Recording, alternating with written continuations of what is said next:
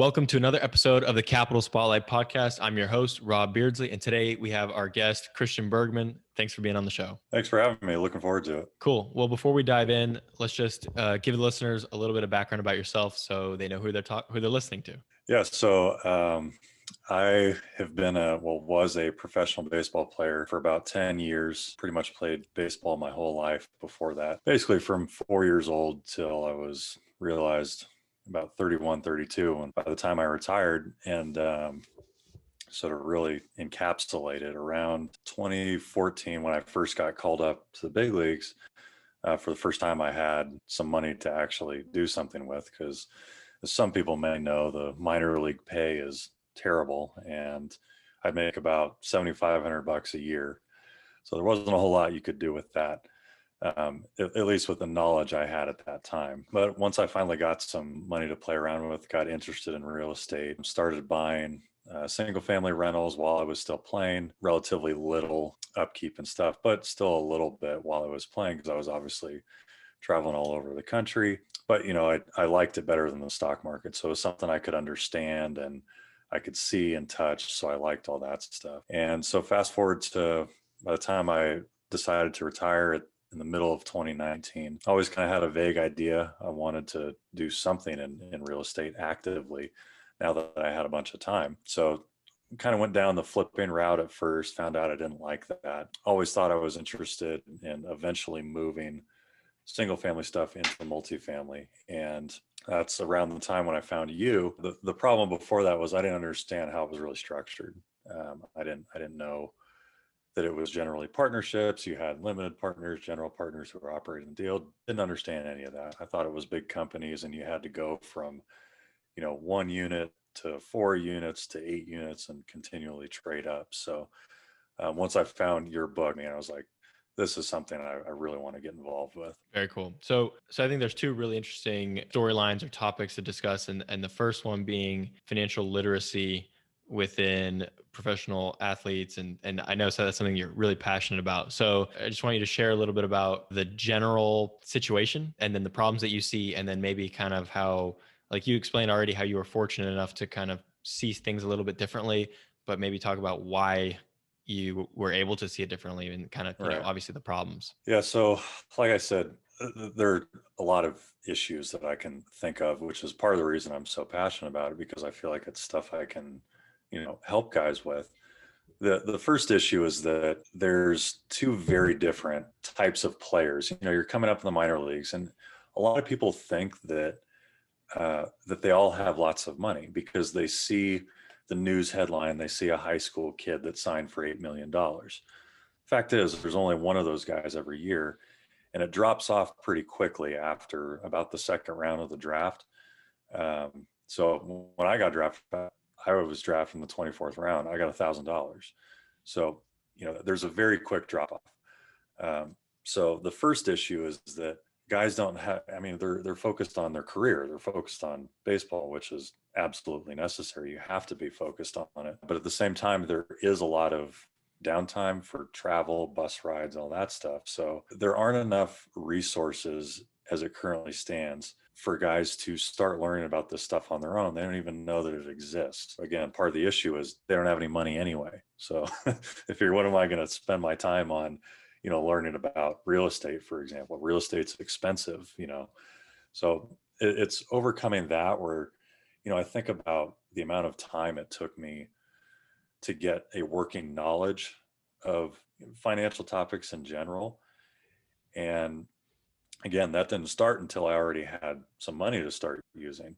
I think about if I had started that journey maybe 2 years earlier, where would I be today? Who knows? So there's really there's no time where it's too soon to start just learning about it, so that if and when you do get to that point where you've got a meaningful amount of money you can use, you've already started the process. Because you know this as well as anybody, it's a process. You don't know what you don't know. And so you have to continually be gaining new knowledge. So that's the first piece. The second piece is players don't get great financial information as it stands. We have like a retirement account meeting once in spring training, and then typically, if you have, again, any meaningful amount of money, your agent, your sports agent, usually has a group of financial advisors that they work with. You can choose from them, but then you hand it over to the financial advisor, and that's the end of it. They don't teach you anything about it.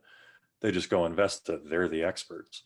So, my thing is that you have to start the education process, but then the reasons why that's important. And it's because I've seen lots of guys who hand their money over, they don't know what happens to it. And I've seen guys lose money to, like, a lot of money. I won't name any names, but tens of millions of dollars have been lost to shady financial advisors that I've seen personally and known personally. So I just think that the guys need to take an active interest in their financial standing, and it has to start ideally sooner rather than when you finally get some money. Right. If you start thinking about it, once you have the money, it's almost too late. So it's Right. the hard thing to do, to think about allocating capital when you don't have capital. Cool. It's definitely something interesting. I know that's something that you're going to keep on pushing on and, making a more meaningful impact. And I think that's going to be great for the community and obviously for yourself as well. So the second topic that I thought is really interesting, which you obviously could share a lot about, and I can kind of speak to a little bit as well, is the way that sports translate well over into business and life. It's maybe a little bit of a cliche topic, but not something that I hear talked about too often in our real estate investing space. But you definitely do know about the statistics that college athletes get hired to this job and that job, and they kind of end up performing well and they know how to work in teams and things like that. So, once we kind of get past those basics, maybe we can talk about some of the deeper things or some of the ways that, I mean, you've had obviously an unconventional career to get yourself to where you are today, which is now in a business environment. But yeah, talk about your background and how that has helped you, maybe even how it's hurt you as well, and where you're kind of playing catch up still. Yeah, I think it kind of goes both ways to your point about how business and sports relate, and how, a lot of college athletes get hired. Like you said, they're used to working in teams. I probably had 400 or 500 different teammates just in professional baseball. And there's really only maybe a handful that I would consider bad teammates. As I kind of go into this other career, I'm more aware now of just how common in the business world a bad teammate is. And like in a work environment, there's not enough attention is paid to say how the workplace environment is. Whereas, in the sports world, like, it's kind of a given, where if you're a bad teammate, like, people don't want to be around you, and word gets out very quickly that you're a bad teammate. And pretty much, before you know it, the whole league knows about it. I think that's why athletes can transition so easily into business, because they're used to that. And then the second thing that really stands out is as far as being able to be coached and constantly seeking new knowledge and stuff like that. Like, as an athlete, the second, and I'll just speak to baseball, but it applies to really any sport. The second you think you've got everything figured out, that's usually when you get humbled very quickly. I can think back on countless times in my career. I was riding a good streak, and next thing you know, you get a little arrogant, maybe a little cocky.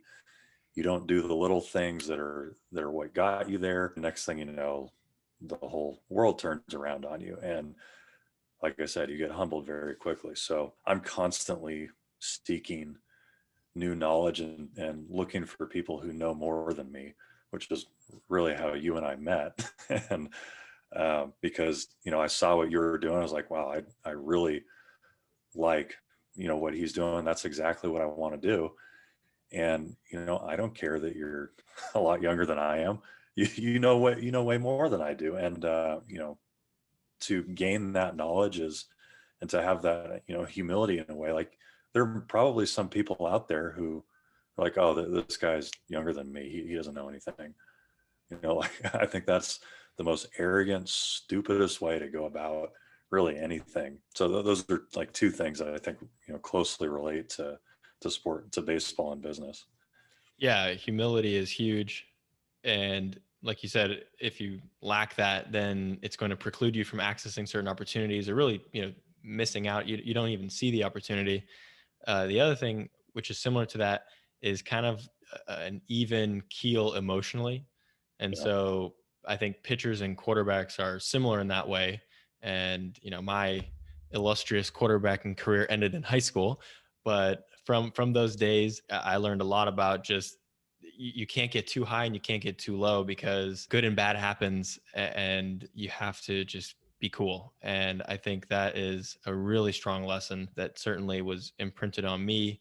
And same thing in business, and especially with real estate, which is a very transactional business. There's a ton of ups and downs, and good news and bad news can completely flip a day up and around. So I think that's a big similarity as well. So I know you are building your even keel cool in real estate, and I think that's something that I excel at. And I think it comes from the sports. Yeah, and I have a bit of a working knowledge of football, but I would imagine that as a quarterback, if you are a roller coaster of emotions, your teammates, you're not going to be able to effectively lead them if you're constantly all over the place with your emotions. You have to be the foundational, the kind of the rock of the team, and you're the one who's guiding it in that direction. And as the pitcher, or baseball is the only sport where the defense has the ball. Right, So right. you are the impetus. You are on defense, but you are the one who is determining the pace of the game and everything. So you're really, like, the pitcher is leading the game in a way. He's commanding the pace and how things are going along. So if you can't manage your emotions and the pace of the game, and the game speeds up on you or slows down too much and gets you out of the rhythm where you're the most effective, that's where bad things start to happen. So as it relates to real estate, you're exactly right. Like, you need the ability to be even keeled and to manage it, like you said, a wide range of emotions, and not get too high, too low, and just stay on that good trajectory. And I think an important piece about quarterbacking I'll just speak about is you have to take the blame. Even when it's not your fault, you just have to take blame. And I've always been quick to take blame. And if you don't take responsibility for something, then you don't have the agency to then take action and improve the situation, right? If you say, oh, it's not my fault, or it was their responsibility. But I would always love to just hit a receiver right in the hands. Oh, my bad, when they drop it. I mean, that's kind of a joke, but in reality, though, it's very true, because when you lose, it's always the quarterback's fault, and when you win, it's often the quarterback gets all the praise. And so it's your job to, when you win, to take all the praise that's coming your way inevitably and pass it all around and kick it away from yourself. And then when you lose, keep all the blame on you. And I think that's not an easy thing to do, but really important, and can't hurt to do that in business as well. Just take responsibility for it, take action, and then people love getting praise, right? Passing it around. And I'm reading a bunch of Warren Buffett stuff, and specifically his annual letters, going back to the 60s. And he just showers his managers with praise, right? He says, I'm the idiot, and then my managers are just crushing it. And then I was reading a report that was analyzing Berkshire and whatnot. And one of the big things for these managers, because a lot of these managers were independently wealthy, they stayed on after the company was acquired to run the business because they just loved it, right? They cashed out, they've got hundreds of millions, maybe even a billion, became billionaires, but they would stay and run these businesses. And kind of that praise, that public praise from Warren Buffett in the annual letter, was an intangible compensation that meant way more than money. And so Right. that's, I don't know, something interesting that pops into my head, that public praise. So I think that's really valuable. Same thing with pitching. Like, as a starting pitcher, which most of my career I was a starter, usually it's your name that goes next to the win or the loss. You're the one that gets the records. So, but same thing though, when we would win a game, and I didn't even say because honestly, I don't feel like in wins, like, I can't score runs.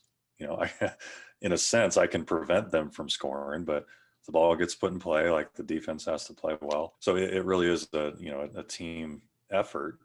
But even in the sports world, you see more people who have trouble taking responsibility when things go bad.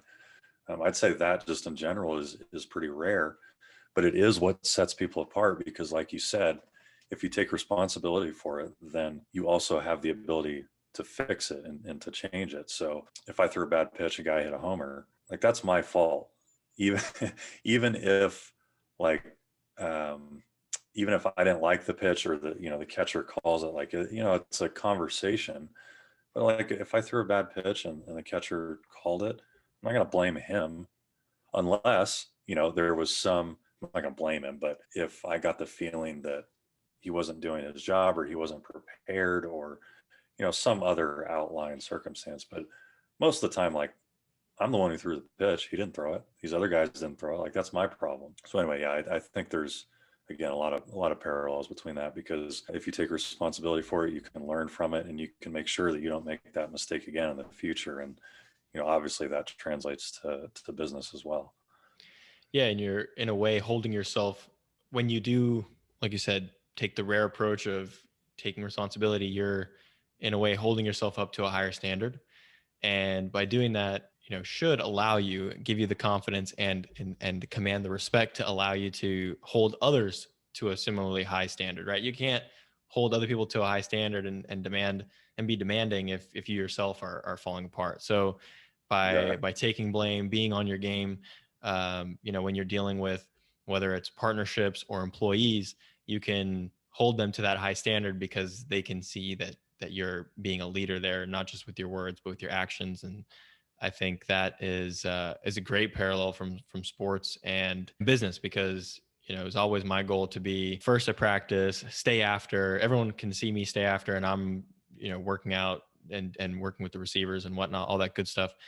And so with my employees, if I'm around them working together, I'm going to make sure that it's not a day that I'm going to end early or I'm working extra late that day or whatever it is, just to show them that, I'm here, I'm working. This is the standard. Yeah, you automatically earn their respect too by doing that. You're not just some executive in an ivory tower calling the shots. Like you're always going to have the respect of your employees, and they're going to be dedicated to you, and they'll be willing to do the extra stuff if they see you doing the extra stuff as well. Well, that is pretty much all that I have to share on that topic. I don't know if there's any last words that you want to kind of end with on this interesting topic.